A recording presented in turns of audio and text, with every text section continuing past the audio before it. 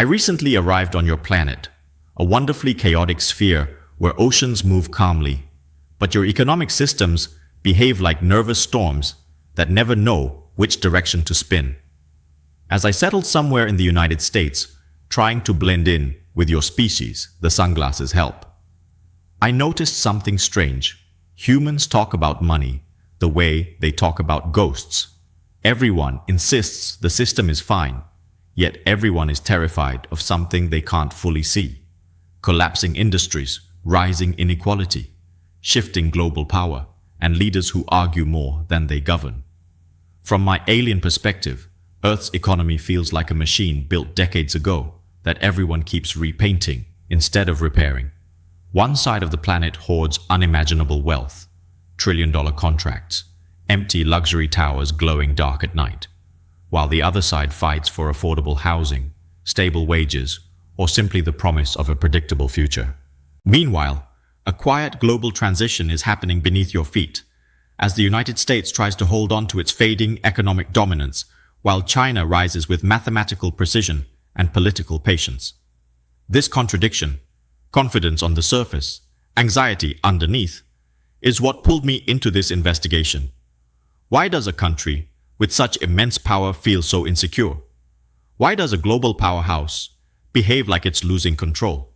And how did ordinary citizens end up paying the price for decisions made in boardrooms, political offices, and foreign negotiations they never saw? Today, I want to examine this puzzle from an outsider's point of view. Not to mock humans, I like humans mostly, but to understand the deeper forces reshaping your world. Because from where I stand, Earth isn't just experiencing economic turbulence. It's living through a historic shift that most people can feel, but few can explain. To understand whether America is declining or simply transforming, we have to look past the political noise and examine the deeper structural forces that have been shaping the country for decades. Economically, the United States still projects confidence. Its stock market surges, its corporations dominate global brands, and its currency remains central to world trade. But beneath that surface lies a complicated reality. The country has shifted from an economy built on production to one built on finance, speculation, and debt. For millions of Americans, the result is a sense of slipping downward even as the national numbers point upward. Middle-class jobs vanished as industries moved overseas. Small towns hollowed out as manufacturing faded, and wages stagnated while living costs soared.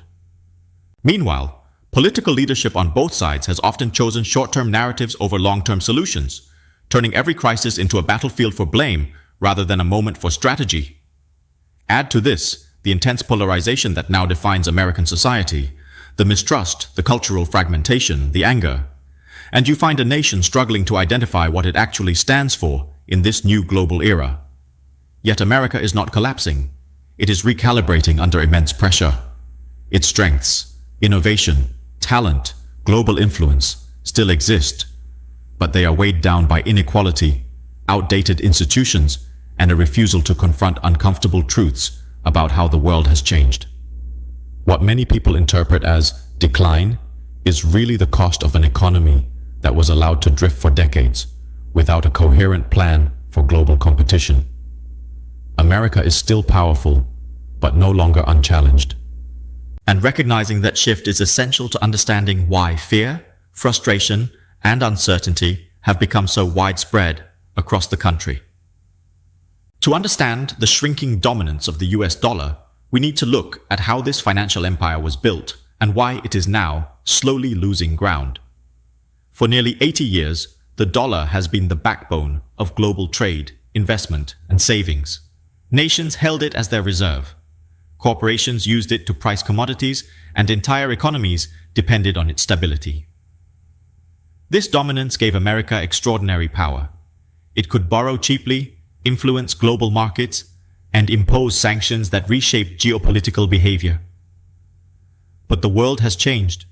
The US economy has become more financialized, more unequal, and more politically unstable, while emerging nations, especially China, have grown rapidly within the very system America created. As trust in US fiscal management weakens and debt reaches historic levels, more countries are exploring alternatives, not to overthrow the dollar, but to reduce their vulnerability to it. Ironically, the dollar's decline is not dramatic or sudden. It is subtle, gradual, and buried inside everyday financial signals: falling global dollar reserves, rising use of local currencies for trade, increasing demand for gold, and a slow shift toward regional financial blocs. Yet even in decline, the dollar remains central, because no other currency has fully earned the world's trust. Its importance persists not because of America's strength alone, but because the global economy still relies on its scale, liquidity, and predictability. This creates an unusual paradox. The dollar is weakening, but the world can't replace it, at least not yet. And this tension fuels global uncertainty, shaping everything from interest rates to political alliances. Understanding this moment is crucial, because the future of the dollar won't just affect governments and markets. It will shape the economic lives of ordinary people across the planet. China's rise inside a dollar-dominated world is one of the most extraordinary strategic achievements in modern economic history. And it happened not by rushing to replace the dollar, but by mastering how to operate within it. While American politicians often portray China as an impatient challenger trying to seize global power overnight, China's actual strategy has been slow, disciplined, and deeply pragmatic. Instead of attacking the dollar system, China used it, pricing exports in dollars, accumulating vast dollar reserves, and attracting foreign corporations that wanted access to its rapidly growing market. This allowed China to industrialize at speeds the world had never seen, lifting hundreds of millions out of poverty while becoming the manufacturing hub of the planet. At the same time, China built parallel systems, its own banks, trade networks, currency agreements, and development institutions, to gradually reduce dependence without provoking confrontation. Its hybrid economic model, blending state direction with market incentives, gave it flexibility the US increasingly lacks. China can shift resources, coordinate industries, and adjust long-term strategy without waiting for election cycles or partisan battles. Even now, China shows no urgency to dethrone the dollar because the current system still benefits its growth, competitiveness, and geopolitical leverage. But it is preparing for a world where reliance on the dollar becomes a risk rather than a tool. This is why we see the rise of UN-based trade, gold accumulation, and stronger ties with emerging economies. China's goal isn't a dramatic takeover. It's a careful transition toward a multipolar financial world where no single country dominates. And that patience, combined with economic momentum, is what makes China's ascent so powerful and so underestimated. While America debates whether decline is real, China quietly builds the future. If you want to understand how inequality became one of the most destabilizing forces in the United States, look no further than the symbolic extremes of corporate power, like a $1 trillion contract offer to the world's richest man. That number isn't just shocking. It represents a system where wealth has detached completely from the realities most people live in. While CEOs accumulate fortunes larger than the budgets of small nations, millions of workers struggle with rent, healthcare, groceries, and savings that evaporate the moment a crisis hits. Stock markets rise not because the real economy is healthy, but because the wealthiest 10%, who own the vast majority of shares, trade assets with each other, inflating prices far beyond the lives of ordinary Americans. At the same time, luxury real estate in cities like New York sits empty, functioning more as a storage vault for global elites than as places where people actually live. This concentration of wealth doesn't just distort markets, it warps political influence, public priorities, and social trust. When resources flow upward at historic levels, governments hesitate to challenge those interests, leaving essential needs, education, housing, transportation, healthcare, underfunded and increasingly inaccessible.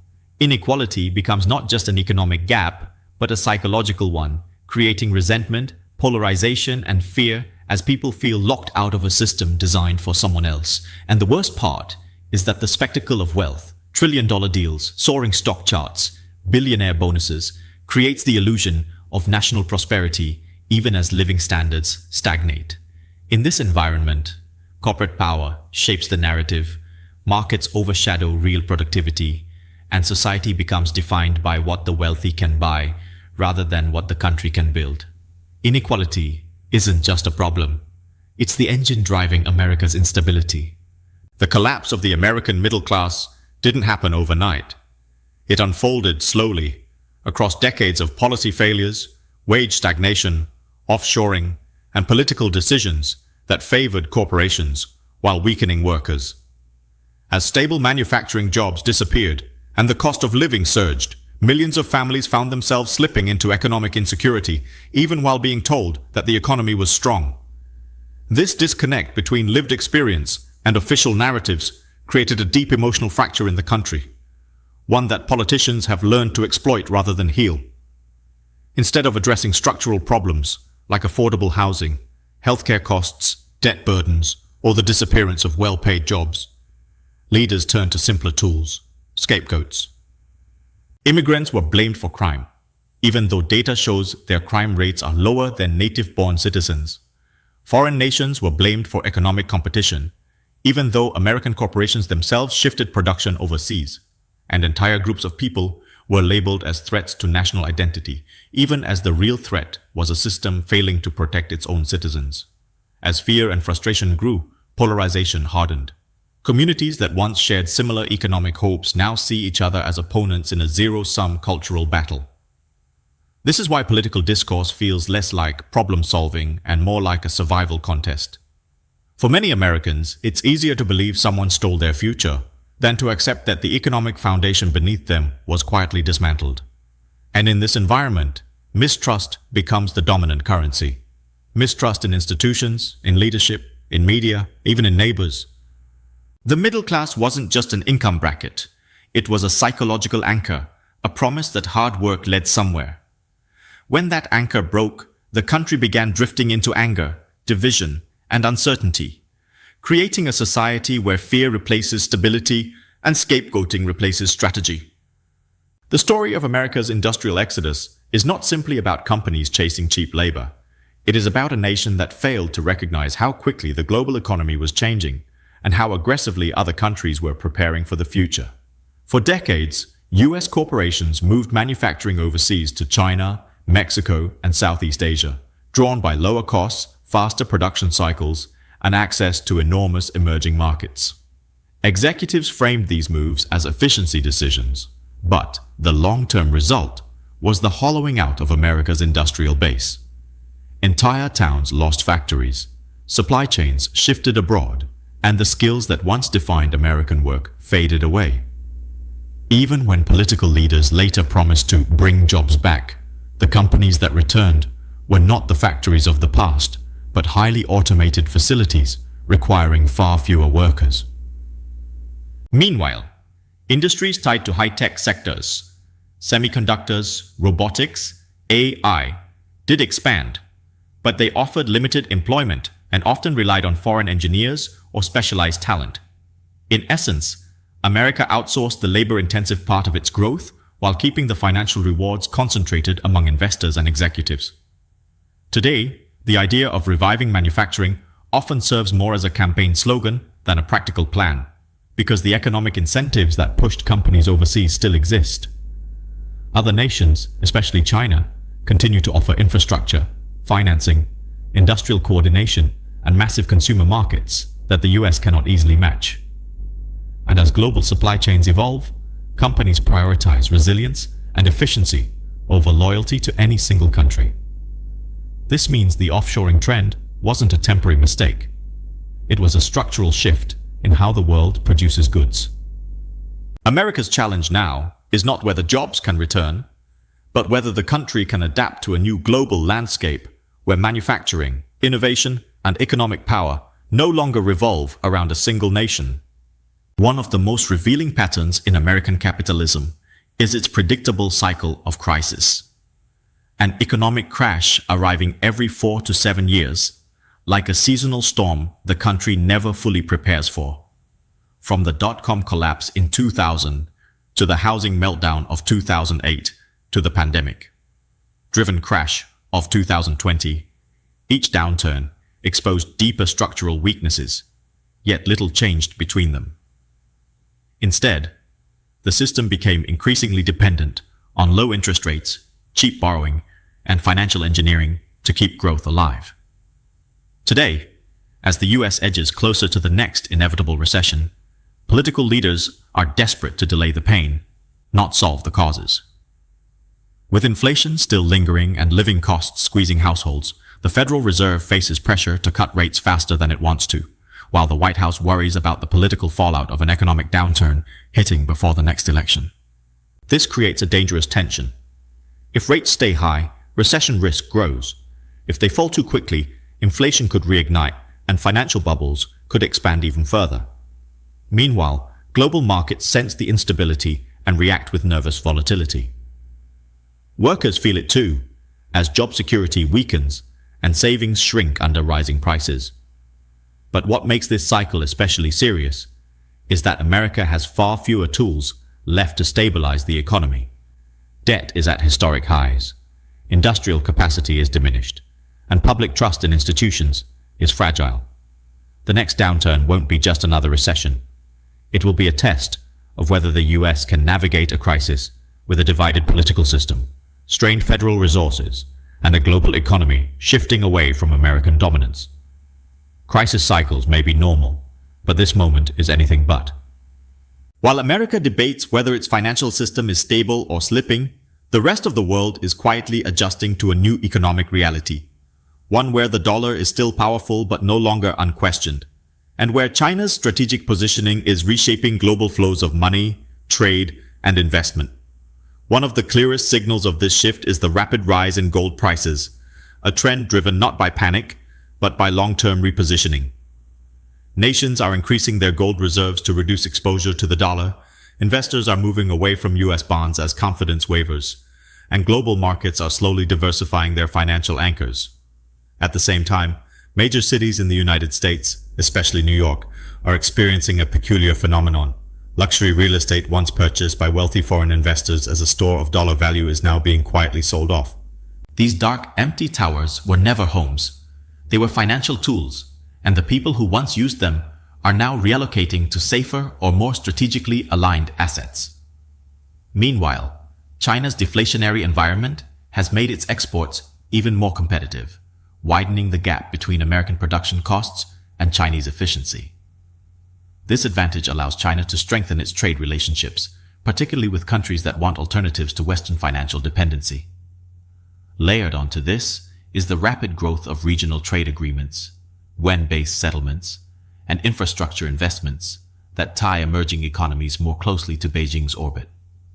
None of these changes individually dethrone the dollar or weaken America overnight, but together they form a pattern, a slow, deliberate rebalancing of global economic power.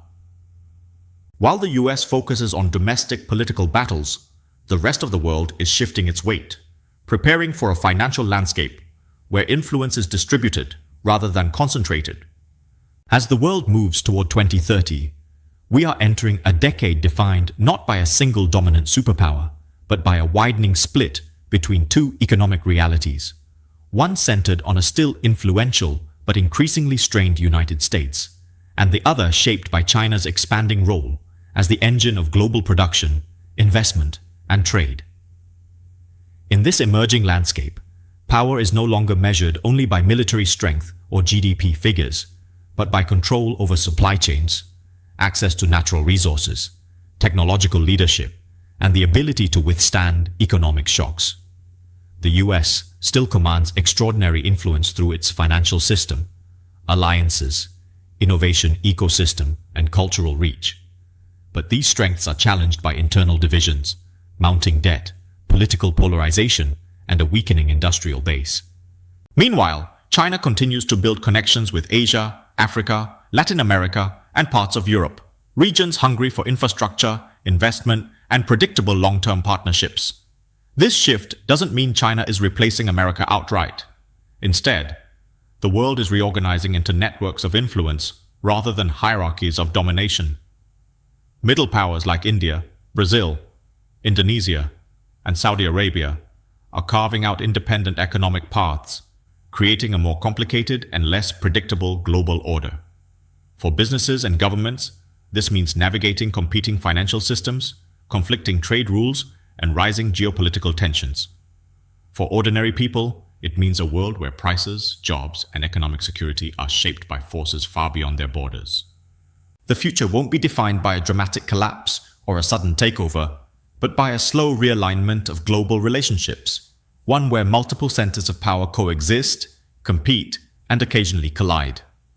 By 2030, the global economy may look less like an American-led system and more like a fragmented, multipolar world where adaptability, resilience, and strategic cooperation decide who thrives and who struggles. For ordinary people, the global shifts we've been discussing don't appear in the form of diplomatic speeches or financial charts. They show up in the price of groceries, the insecurity of jobs, the struggle to buy a home, and the feeling that the future is becoming harder to predict. As the US navigates rising inequality, weakened industrial capacity, and intense political division, the burden falls most heavily on families who have little control over the decisions shaping their lives. Wages fail to keep up with inflation, savings lose value, retirement feels less secure, and social services stretch thinner each year. Meanwhile, the global rebalancing toward a multipolar world means that economic shocks no longer stay contained.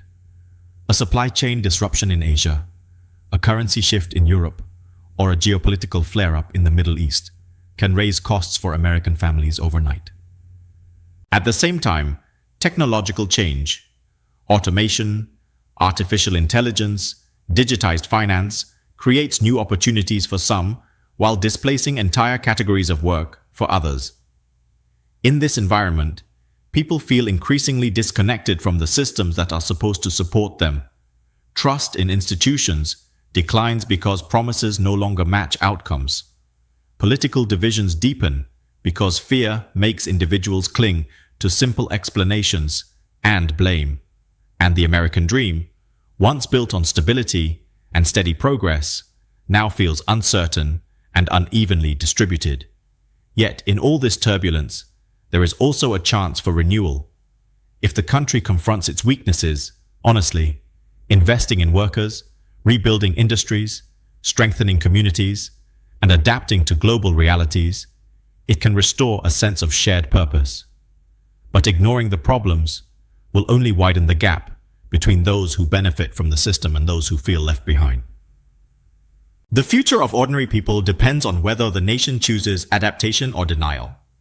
As we reach the end of this journey, I want to leave you with something more than statistics, warnings, or geopolitical forecasts. I want to leave you with a human moment. Because beneath all the charts, declines, rises, and global shifts, the real story is about people trying to live stable, dignified lives while the world around them changes faster than ever.